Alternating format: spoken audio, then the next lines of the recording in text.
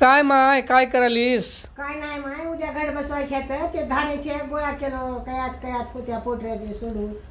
काय काय जमा केलीस मला सांग बरं, काय काय धान्य जमा केलीस गटासाठी? हे बघ तिळ हात, हा झालं मटकी हाय, हा हरभरे हात, हा गहू हात, हा मुग हात, हा जवस हाय, हा टाकी जेवारी हाय. किती 7 आहेत काय?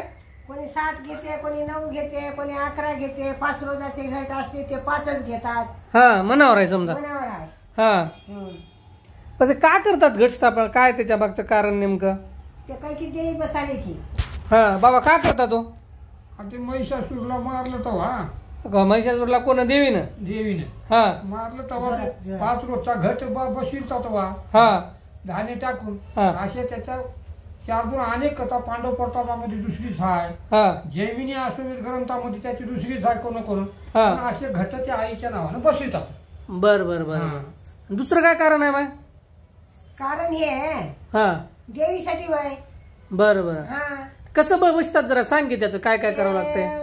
हे धान्य गोळा करावं लागते, माती घ्यावं लागते, हा एवढं गाडगा आणावं लागते बाहेरून. हा मग त्याचं त्या मातीचं आळ करावं लागते, त्या मातीमध्ये हे धान मिसळावं लागते, हा त्याला फुलाच्या माळी करावं लागतात, हा आणि त्या गाडग्यात पाणी भरून त्या मातीत ठेवावं लागते.